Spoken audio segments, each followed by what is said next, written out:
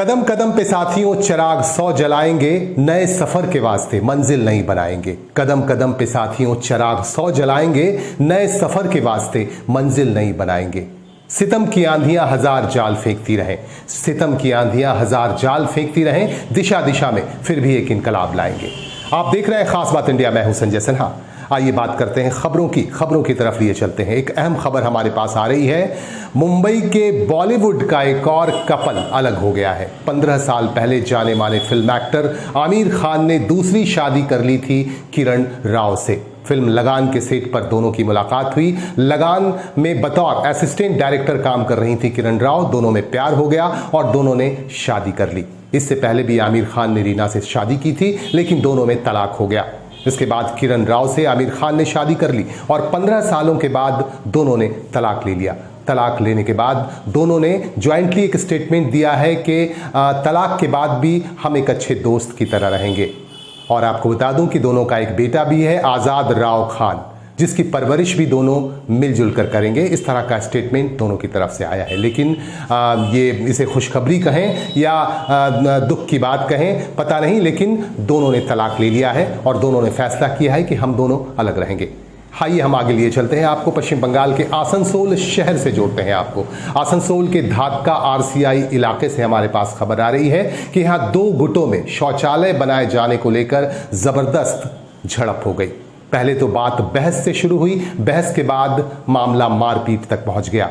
यहां तृणमूल कांग्रेस के नेता पार्थो मंडल का कहना है कि स्थानीय भारतीय जनता पार्टी के नेता धीरू सिंह नहीं चाहते हैं कि इस इलाके में शौचालय बने, जबकि यहां तृणमूल कांग्रेस के सहयोग से शौचालय का निर्माण कराया जा रहा है। उन्होंने धीरू सिंह पर आरोप लगाया कि इसे रुकवाने के लिए उन्होंने मारपीट की तृणमूल कांग्रेस के कार्यकर्ताओं के साथ और उनके साथ भी। इस तरह का गंभीर आरोप लगा तृणमूल कांग्रेस की तरफ से और पुलिस को खबर दी गई। पुलिस ने आकर मामले को अपने हाथ में लिया और हस्तक्षेप करके मामले को शांत कराया और धीरू सिंह तो फरार हो गए, लेकिन उनके परिवार के कुछ लोगों को गिरफ्तार कर लिया गया है। আমাদের এই এলাকাতে আমাদের কর্পোরেশনের পক্ষ থেকে, সরকারের পক্ষ থেকে কিছু বাথরুম অ্যালটমেন্ট হয়েছে। গরিব মানুষের সেই উন্নয়নের কাজ হচ্ছে, বাথরুমের কাজ হচ্ছে। সেই কাজগুলোতে বিগত 3-4 দিন ধরে কন্টিনিউ বাধা দিচ্ছে। তো এখানকার যারা লোকাল লোক আছে তারা আমাদেরকে সবসময় কমপ্লেন করছে, বলছে যে এই ব্যাপার। তো আমরা যেহেতু পাড়া প্রতিবেশীর লোক, আমরা ভালো করে বলতে এসেছিলাম। বলতে আসার সময় তারা আমাদেরকে অকথ্য ভাষায় গালাগালাজ করে এবং বলে যে কোনো রকমে আমরা বাথরুম হতে দেবো না, ভেঙে দেবো। তখন আমরা বলি সরকারের উন্নয়নের কাজ হচ্ছে, তোমরা এরকম করো না, উন্নয়নের কাজটা হতে দাও। তখন আমাদেরকে যারা লোকাল নেতৃত্ব তাদেরকেও গালাগালি করে এবং মারধর করে।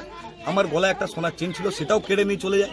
ঠিক আছে, পুলিশকে জানানো হয় রিপোর্টটা, পুলিশ তৎক্ষণাৎ আসে এবং তাদের 2-3 জনকে অ্যারেস্টও করেছে। কিন্তু মেন যে আসামি নিরু সিং, সে এখন পলাতক, পালিয়ে বেড়াচ্ছে। জাতপাত দিয়ে গাল দিচ্ছে আমাকে। আমি যেহেতু একটি এসসি ঘরের ছেলে, আমাদের এই সমাজটা পুরোপুরি এসটি এসসি সমাজ।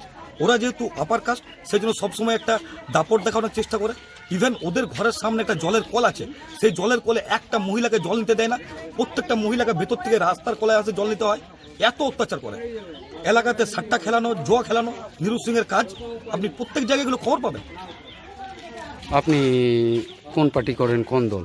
আমি তৃণমূল কর্মী, তৃণমূল পার্টির সমর্থক। আর উনি কোন পার্টি করেন? উনি দীর্ঘদিন ধরে বিজেপি করে। ঠিক আছে, সেই নিয়ে মীমাংসা নাকি? না, পার্টি করতে এখানে কোনো ঝামেলা নয়, এখানে উন্নয়নের কাজ হচ্ছে। আপনি তো কেন বাধা দেবে? ও দাদাগিরি, বসগিরি, এরকম একটা ব্যাপার আছে। ঠিক আছে, আমরা তো লোকের কাছে হাত জোর করে কাজ করি। মানে তৃণমূল উন্নয়ন কাজ করছে, ও ভালো লাগছে না। আচ্ছা, ওরা তো উন্নয়ন কাজ করতে জানে না, উন্নয়নের কাজ করতে পারে না। মানুষের উন্নয়নের কাজ আমরা করি, আমাদের সরকার করে। ঠিক আছে, না ঝামেলা ঝঞ্ঝট আমরা নাই। আমরা ঝামেলা ঝঞ্ঝট কেন করবো? আমাদের সাথে কেউ ঝামেলা করলে আমরা তার জন্য প্রশাসন আছে, থানা পুলিশ আছে, তাদেরকে আমরা জানাবো যে আমার সাথে তারা অত্যাচার করছে। আপনার নাম পরিচয় বলুন। আমার নাম পার্থ মণ্ডল, আমি আরসিআই থাকি, তৃণমূল কর্মী।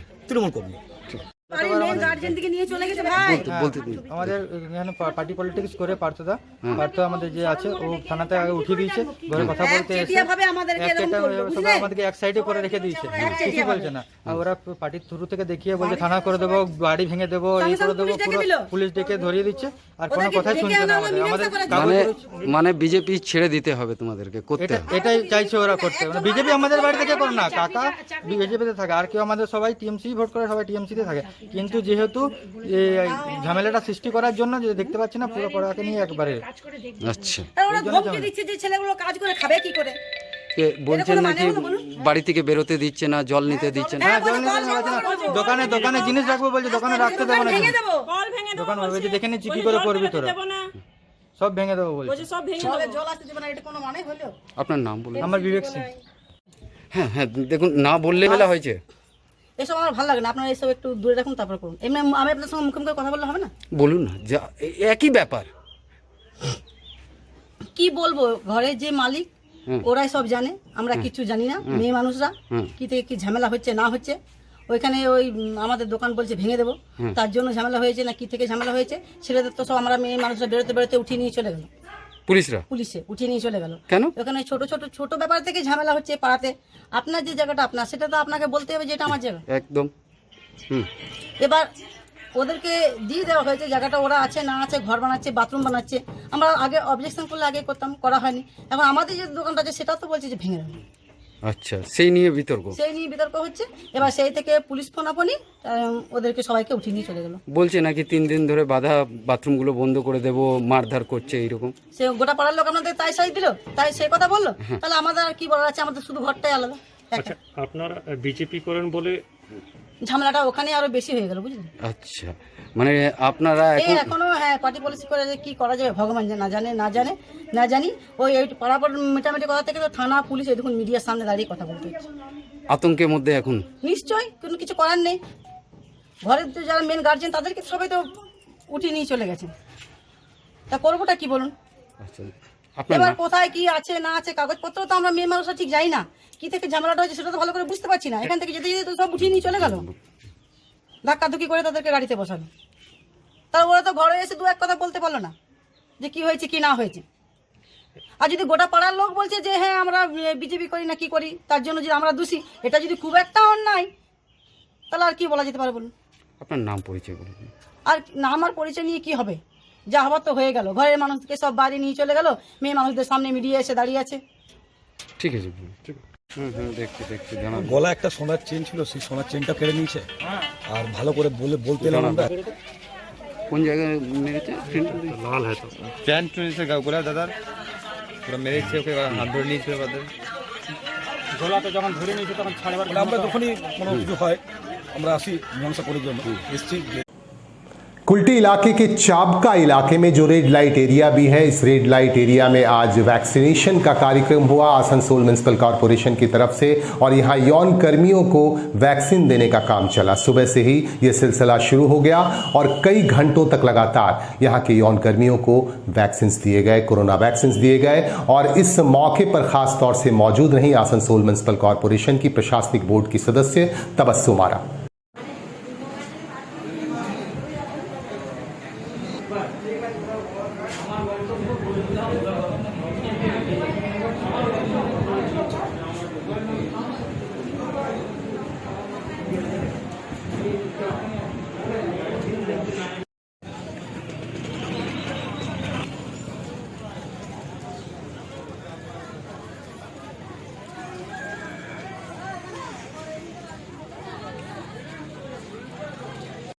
উপস্থিত হয়েছেন আমাদের আসানসোল নগর নিগমের डेप्यूटी मेयर की ओर से बोला जाए आपकी सरकार की ओर से वैक्सीनेशन दे क्या क्या, मैंने कौन कौन सा जगह में कहाँ पड़ रही है वैक्सीन, कौन कौन सा? हम लोग का आसनसोल म्युनिसिपल कॉर्पोरेशन एरिया में 106 वार्ड है, सभी जगह हम लोग वैक्सीन का सेंटर हर जगह स्टार्ट किए। यहाँ पर हम लोग का नीता में यहाँ के जो सेक्स गर्ल है उन लोगों के लिए नीता में चमका में ऐसे कुछ सेंटर हम लोगों ने किया है। हमारा कुमार सेंटर है वहाँ पर बढ़ाकर सेंटर नहीं स्टार्ट करेंगे, हम लोग निसर्ग हेल्थ सेंटर नहीं स्टार्ट करेंगे। तो मैं तमाम लोगों से ये कहूँगी कि वैक्सीन जरूर लें, क्योंकि हमारे लिए बहुत जरूरी कोविड-19 का जिस तरह से हम लड़ाई लड़ रहे हैं, इस लड़ाई में हम लोग को एक साथ चलना है, एक साथ मिलकर।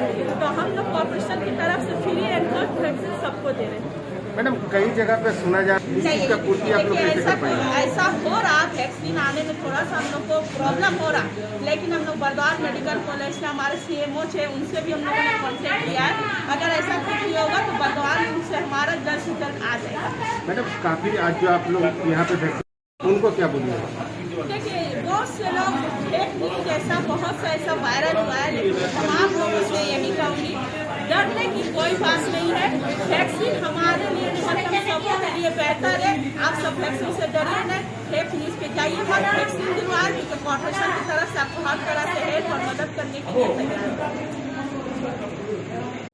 कुल्टी विधानसभा क्षेत्र के चापका इलाके में यौन कर्मियों को वैक्सीन देने का काम आज सुबह से ही शुरू कर दिया गया और कई घंटों तक यह अभियान चला। इसी के बीच आपको बता दें कि यहां आसनसोल म्युनिसिपल कॉरपोरेशन की प्रशासनिक बोर्ड की सदस्य तबस्सुम आरा जो मौजूद थी यहां और अपनी देखरेख में वैक्सीनेशन का प्रोग्राम करवा रही थी। इसी के बीच उन्होंने खुद अपने हाथों से वैक्सीन देना शुरू कर दिया। कई यौन कर्मियों को उन्होंने खुद अपने हाथों से वैक्सीन दिए। इसका विरोध भी होना शुरू हो गया है और इसे लेकर उनसे भी हमने बातचीत की और इसे लेकर विपक्ष पार्टी के भाजपा के नेता और कुल्टी के विधायक डॉक्टर अजय पोद्दार से भी हमारे संवाददाता ने उनकी राय ली। उन्होंने कहा कि ये बिल्कुल गलत है, उन्हें अपने हाथों में वैक्सीन नहीं लेना चाहिए था, खुद अपने हाथों से वैक्सीन नहीं देना चाहिए था। और इस संदर्भ में हमने आसनसोल म्युनिसिपल कॉरपोरेशन के प्रशासनिक बोर्ड के चेयरपर्सन अमरनाथ चटर्जी से भी उनकी प्रतिक्रिया ली और इस तरह की प्रतिक्रियाएं, तीखी प्रतिक्रियाएं हमारे पास लगातार आ रही हैं। हमने तबस्सुम आरा से भी इस बाबत बात की। हम आपको दिखा रहे हैं कि आखिर इन लोगों की क्या प्रतिक्रिया है इस मामले को लेकर। কিছুক্ষণ আগেই বিশ্বসনীয় সূত্র থেকে জানা গেছে কর্পোরেশনের ডিপটি চেয়ারম্যান আর এখন কুল্টি কর্পোরেশন কুল্টির যে দায়িত্ব আছে still she is in charge. আজকে একটা ক্যাম্প করা হয়েছে কর্পোরেশনের তরফ থেকে নিয়ামতপুর এরিয়াতে, সীতারামপুর এরিয়াতে। ওখানে সমস্ত ডক্টর নার্স প্রেজেন্ট ছিলেন। তা সত্ত্বেও উনি নিজে হাতে, কর্পোরেশন একটা দায়িত্বশীল পদে আছেন, তা সত্ত্বেও নিজে হাতে উনি ভ্যাকসিনেশন দিলেন। এটা খুব নিন্দনীয় কাজ। এটা কোনো দিন সমাজ গ্রহণ করতে পারে না। In presence of doctor and nurse you are giving the injections, you are neither a paramedical nor a medical staff.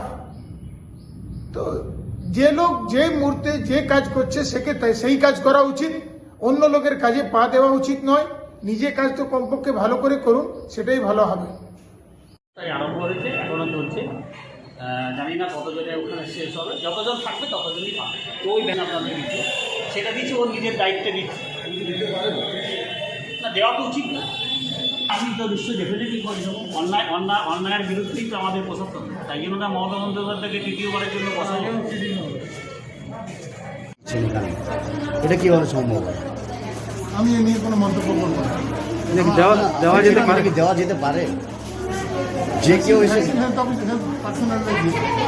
যিনি স্বাস্থ্যকর্মী তারই ভ্যাকসিন দেওয়া, যিনি স্বাস্থ্যকর্মী তারই দেওয়া আছে। তাহলে তারই দেওয়ার কথা। এটা এক্ষেত্রে তো বিপদ হতে পারে। তো উনি তো কিছুই জানেন না এবং স্ট্রেট একদম দেখা যাচ্ছে উনি একজনকে ভ্যাকসিন দিয়ে দিলেন। তো সেটা আমি কোনো মন্তব্য করবো না। কিন্তু আপনার তো একটা দায়িত্ব থাকে, কারণ এখানে হেলথ অফিসার আছেন এবং কর্পোরেশনের লোকেরা আছে, তারা তো নিশ্চয়ই চেনেন ডেপুটি মেয়রকে। তাদেরকে তারা সব ওনাকে বলেছে,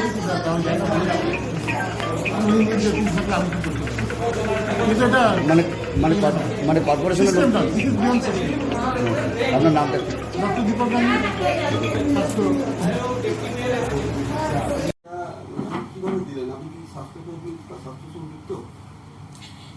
আমি একটা মানে অ্যাওয়ারনেস প্রোগ্রাম নিয়ে আমি ওইদিকে আমাকে প্রোগ্রামে ডাকেছিল, আমার এমসি প্রোগ্রাম চলছে ভ্যাকসিনে। আমি অ্যাওয়ারনেস প্রোগ্রাম দিকে অনেক মহিলাদের অনেক মানে লোকজন মানে ভয় খাচ্ছে কি আমি ইঞ্জেকশন দেবে। তো আমি সির্ফ হাতে ধরেছিল নাকি অ্যাওয়ারনেস প্রোগ্রাম নিয়ে, আর কিছু নেই। কিন্তু ছবিতে তো দেখা যাচ্ছে আপনি তাকে ইঞ্জেকশনটা দিয়েছেন, তো আপনার কি নার্সিং ট্রেনিং করা আছে? না, আমি তো বলছি আমি সির্ফ হাতে ধরা আছি, সির্ফ হাতে ধরা আছি, আর কিছু নেই। আমি স্কুলের টাইমে নার্সিং কোর্স করেছিল, স্কুল টাইমে করেছিল। সেটা কি কমপ্লিট করেছিলেন? না, আমি স্কুলের টাইমে কমপ্লিট পুরো করেছিল, বলছি তো নার্সিং কোর্স করেছিল। আপনি মনে করছেন যে আপনি আজকে যেটা ঘটেছে, যেটা বিতর্ক হচ্ছে, তো আপনি কোনো ভুল কাজ করেন? আমি তো বলছি আপনাকে, আমি সির্ফ অ্যাওয়ারনেস নিয়েই করেছি, আর কিছু আমারই নেই।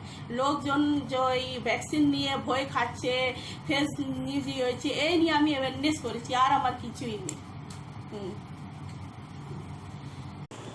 रानीगंज चेंबर ऑफ कॉमर्स की तरफ से आज अपने संस्थापकों को याद किया गया। एक कार्यक्रम के दौरान अपने संस्थापकों को याद किया रानीगंज चेंबर ऑफ कॉमर्स ने, और इस मौके पर विशेष तौर से मौजूद थे रानीगंज के विधायक तापस बनर्जी, आसनसोल म्युनिसिपल कॉरपोरेशन के प्रशासनिक बोर्ड के सदस्य पूर्ण शशि राय और रानीगंज चेंबर ऑफ कॉमर्स के अध्यक्ष प्रदीप बाजोरिया सहित तमाम पदाधिकारीगण। सभी ने अपने संस्थापकों को याद किया और उनके प्रति श्रद्धा सुमन अर्पित किए और उनकी तस्वीरों के आगे माल्यार्पण किया गया और उनके प्रति श्रद्धा सुमन व्यक्त किया गया और कहा गया कि इन संस्थापकों की वजह से ही आज रानीगंज चेंबर ऑफ कॉमर्स की यह पहचान बनी है और रानीगंज चेंबर ऑफ कॉमर्स इस तरह के समाज सेवी कार्य भी कर पा रहा है।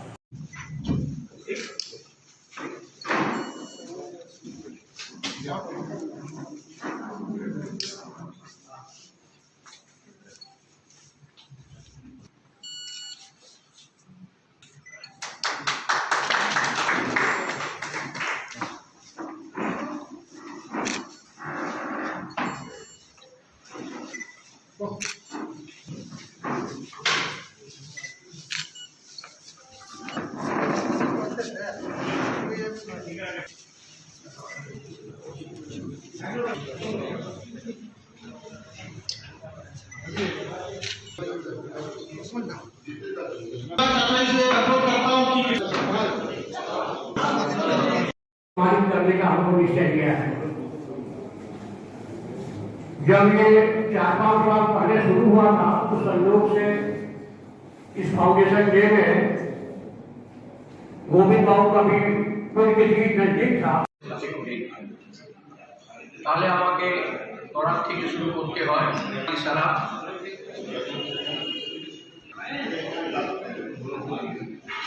আমার যেটা খুব খারাপ লাগলো, গত 40-50 বছরে যিনি হয়েছে তার ভিতরে একজন নাম হচ্ছে শ্রদ্ধেয় বিশ্বনাথ সারাফ মহাশয়। তিনি, আমি তো দেখছিলাম একদিন মাথা লাগিয়ে যে কোন সংস্থায় উনি কাজ করেননি, কোন কোন সংস্থায় কাজ করেছেন তা নয়, কোন কোন সংস্থায় কাজ করেননি, মুষ্টিময় 2-3টি সংস্থা বাদ দিয়ে তিনি সব জায়গায় নিজের উপস্থিতি। ফাউন্ডার দিবস যে অনুষ্ঠানটি করা হচ্ছে, প্রথমেই আমি ডাক্তার রানীগঞ্জ পৌরসভার পক্ষ থেকে যে 19 জন এমন একজনকে প্রতিনিধি হওয়ার সময়ে বিধায়ক হওয়ার অভিজ্ঞতা আছে। যখন গভর্নমেন্টের সরকার ছিল তখন তিনি আসানসোলের বিধায়ক ছিলেন পরবর্তীভাবে এবং আরো কেন যে আজকে উনি ভীষণ আছেন আমি তো বুঝতে পারছি না। তিনি সামনে থেকে গৌতমদা বলছিলেন বক্তব্য শুনছিলাম যে আজকে